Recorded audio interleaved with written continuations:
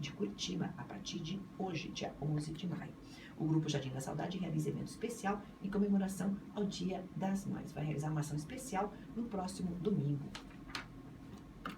8h44, o programa Light News aqui na Transamérica Light 95.1.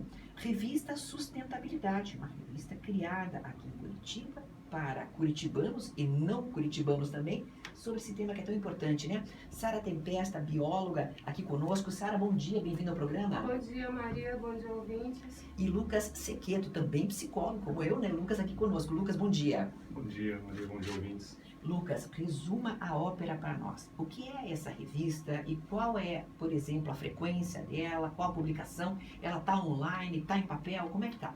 Então, no momento ela só está online e ela tem uma frequência de publicação de textos, não é fixa, mas todo mês a gente tem um volume razoável de publicações que debatem temas relacionados à sustentabilidade. A gente tenta abrir bastante o leque para diálogo com várias áreas a respeito desse tema. Eu até posso compreender que alguém com formação em biologia, como a Sara, se interesse pelo tema. Uhum. O que eu quero entender é porque Lucas Sequeto, que é psicólogo, se interessa por isso. Vamos lá, Lucas. Pela sustentabilidade, eu parto do princípio que não tem como a gente falar em qualidade de vida, falar em bem-estar, em saúde mental, sem falar numa preservação dos recursos e numa melhor de qualidade de vida a partir da manutenção do sistema que a gente vive, né? A gente não consegue discutir sustentabilidade só pelo viés individualista, que é geralmente o discurso que a gente escuta, né? Do empresarial, apague a luz da sua casa. Essas atitudes, elas são importantes, mas se a gente quer realmente falar de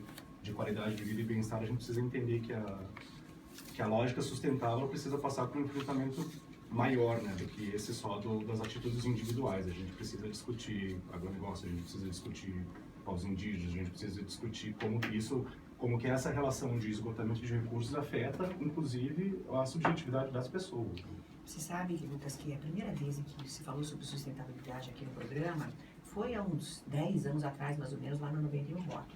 E a pessoa que eu entrevistei, que não vou identificar, no intervalo, eu disse para ele, a pessoa deu toda a cartilha, né?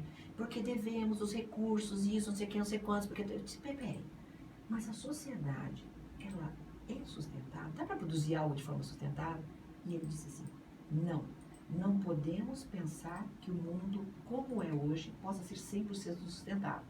Nós podemos, no máximo, nos aproximar de alguma coisa boa, mas não podemos. Você concorda com isso? Você se decepcionou com o tema sustentabilidade? Entendeu o que eu quis dizer, né? Uhum. Se decepcionou, ou seja, com aquela crença falsa de que poderíamos ter um nirvana com o mundo sendo sustentado o tempo inteiro com seus recursos? A gente tem que entender primeiro que esse discurso que se tem em voga hoje, né, do que é sustentabilidade, ele é um discurso fabricado, ele é um discurso falso, né, para que você tire o foco de quem são os verdadeiros esgotadores de recursos e jogue essa culpa nas pessoas. É possível, né? Te dão, por exemplo, sei lá, você compra um produto que tem a embalagem, papel reciclado, mas o produto só é para uma pessoa, uma porção individual. Aí você fala, como assim? Não é? Sim. E as campanhas, por exemplo, de preservação de energia e de recursos, elas sempre são voltadas para o usuário doméstico, né? Elas dificilmente são voltadas para as grandes empresas ou para os grandes negócios, que são os principais consumidores e aqueles que esgotam esses recursos com uma velocidade muito mais... E quando a gente fala em esgotar recursos, também não é só o recurso mineral, né? A gente está falando de esgotar também força de vida, né? Esgotar pessoas para garantir esse consumismo desenfreado, para garantir essa frequência de giro, né? De dinheiro, de consumo descartável cada vez mais frequente, né? É proposital, assim.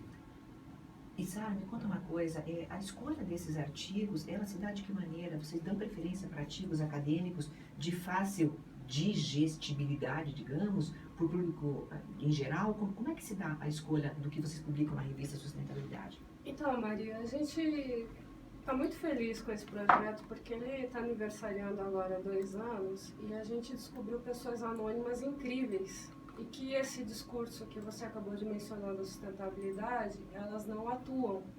Elas fazem a sustentabilidade de diversas formas. Então, os artigos, nós pesquisamos as pessoas. Essa edição agora do final do mês é sobre religião e sustentabilidade. Então, os artigos são diversos, assim. Nós somos um grupo de 18 pessoas, assim, para resumir, de 2 doutrinas políticas muito diferentes. Mas ali dentro, no campo da sustentabilidade, nós todos nos entendemos. Nós temos o Lucas de psicólogo, mas nós também temos uma outra psicóloga, nós temos 3 advogados, o Felipe está em Portugal fazendo mestrado em Direito Ambiental, eu, bióloga, o André e Juliette, que trabalhava na Anistia Internacional, agora trabalha na Caritas.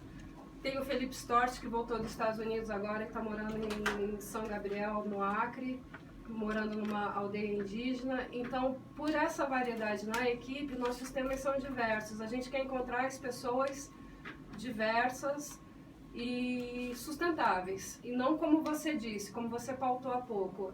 Eu compro um produto individual num papel reciclado. Não, o que eu faço no meu dia a dia? E aí veio o Lucas com essa questão pra gente. Ele teve um artigo sobre bipolaridade. A gente quer discutir esses temas, assim. E me conta uma coisa, me causou assim... Porque, desculpa te interromper, Sim. a gente acredita que as pessoas saudáveis são sustentáveis. E a sustentabilidade não é só separar lixo, não é... Isso é uma coisa que eu aprendi com o nosso editor, o André Beltrame. A sustentabilidade é muito mais. Então, essa equipe acaba se complementando, porque cada um vem com uma informação, e o Lucas veio com essa questão. Puxa, eu vou falar de bipolaridade, porque não é possível que a sociedade está cada vez mais pressionando as pessoas a consumirem ou a não consumirem, sempre tem um discurso pronto para tudo, né, Maria? Sara, está chamando a atenção essa interdisciplinariedade de vocês, como eu dizia, e chama a atenção também uma coisa. Como é que vocês fazem, por exemplo, como nessa última edição, uma contraposição entre algo que seria espiritual e algo material, como a sustentabilidade, por exemplo? Só para eu compreender. Então, essa edição, a gente vai ter a participação de evangélicos, católicos, ateus, judeu. A gente acredita que você precisa ter uma atuação no mundo hoje melhor, mais civilizada. A religião sempre foi construtora de grandes comunidades, isso é inegável, independente da sua religião, se você é kardecista, se você é evangélico, se você é ateu. A gente quer uma sustentabilidade de desenvolvimento mesmo comportamental, a gente acredita nisso. O comportamento das pessoas, Maria, é muito interessante. Ou seja, no sentido amplo, é tornar o mundo melhor, Sim. é torná-lo mais sustentável. Fazer a diferença, como você disse assim, me chama muito a atenção o Lucas, a Sara é bióloga, o Lucas psicólogo. Acaba que nós temos outros biólogos ali na equipe, mais 2, que é o André Laudana e o Marcelo Melo. Nós estamos espalhados pelo Brasil, como você pode ter visto, né? Cada um está numa região do país. Sim. Acaba que eu e os outros colegas biólogos, nós estamos aprendendo muito mais com os psicólogos, com os advogados, com os ativistas sociais, com os professores que ali estão, do que nós como sabedores da verdade absoluta, seja no campo da biologia ou da ciência. Vocês compreendem, então, que todos estão, Lucas, em fase de aprendizado constante, é isso? Sim, não só em fase de aprendizado, né? Eu acho que eu sempre gosto de retomar um autor da linha que eu sigo na psicologia, que é o Skinner, da importância de entender que a gente age no mundo transformando o mundo e, por consequência, é transformado por ele. É nessa dialética que a gente pode entender também, por exemplo, um pouco dessa relação como você relaciona religião e sustentabilidade, né? Nos 2 casos, a gente observa um discurso preponderante, muito individualizante, mas a gente entende que para se ter uma sociedade melhor, isso precisa ser coletivizado.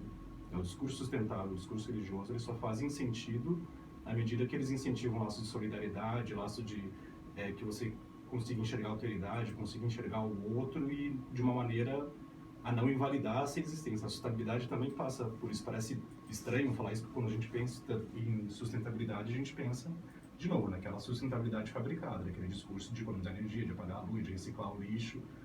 A sustentabilidade ela é muito mais do que isso, né? O mundo sustentável hoje ele passa por mudanças radicais, por mudanças profundas na maneira como a gente se relaciona e na maneira como nos é ensinado a se relacionar com o mundo. Né? E até diz respeito também à forma como se apresentar a revista. Eu fiz essa provocação no começo, justamente por isso. Eu pensei, se essa revista for física, além de eletrônica, talvez nós estejamos usando papel também, sim, e aí também estejamos sendo incoerentes. E, aliás, sobre a coerência de vocês, há uma pergunta de uma ouvinte que nos identifica, perguntando o seguinte: se vocês usam transporte público, o que vocês fazem exatamente nas compras de vocês, nas escolhas de vocês, para serem mais sustentáveis, ou para terem uma certa coerência com aquilo que vocês falam na revista. Vamos lá, Lucas. Sim, é até importante, é curioso, né, quando a gente começa a fazer esse tipo de fala, como as pessoas procuram coerência em atitudes muito micras. Como eu falei no começo, é importante que a gente apague a luz de casa, que a gente reduza o consumo de banho, que a gente use o ônibus. Eu, por exemplo, me desloco a pé porque eu moro no centro, então é muito cômodo para mim falar que eu sou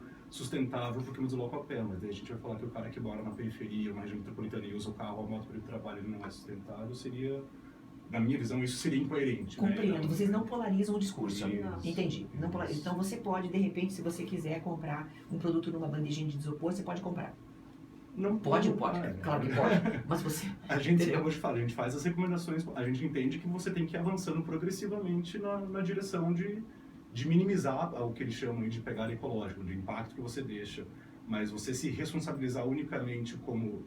Isso é ruim até porque daí as pessoas partem do princípio, se eu faço isso, isso já é o suficiente para eu ser sustentável. Eu não preciso questionar esse sistema esgotador de recursos. Tipo, você separa o lixo, já está certo. tranquilo, exatamente.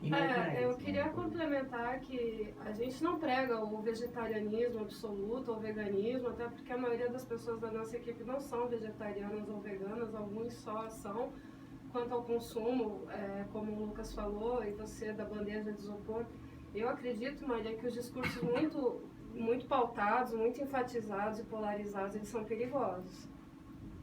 Então, nossa revista não tem vegetarianos somente, não tem veganos, e nós usamos, sim, os recursos que a gente tem. O que a gente quer é uma maneira transformadora de educação e civilidade, assim, e perceber quem é que está ao nosso lado.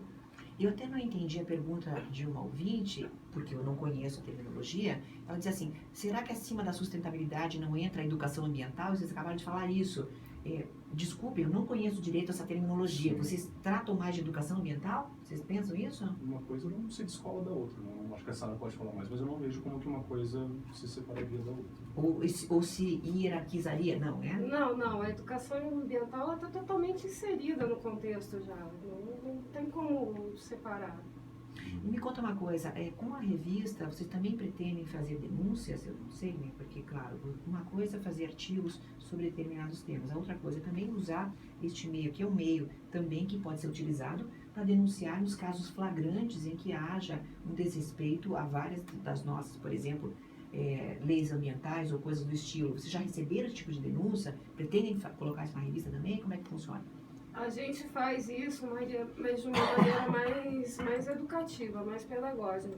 Como a gente fez março, mês das águas, artigos sobre a importância da água, qualidade, tratamento e o que vem acontecendo com as águas do nosso país. Os artigos estão todos lá, é uma forma de denúncia.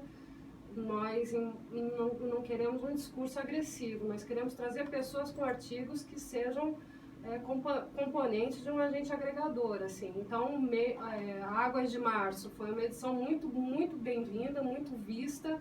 Agora a gente fez o Abril Indígena, falando de índios, cada um com um posicionamento, mas a gente não quer pré-estabelecer uma revista, assim, com denúncias, com violência ou polarizada ou agressiva. A gente gostaria de sempre ir para a educação e sustentabilidade de uma forma assim, religião agora.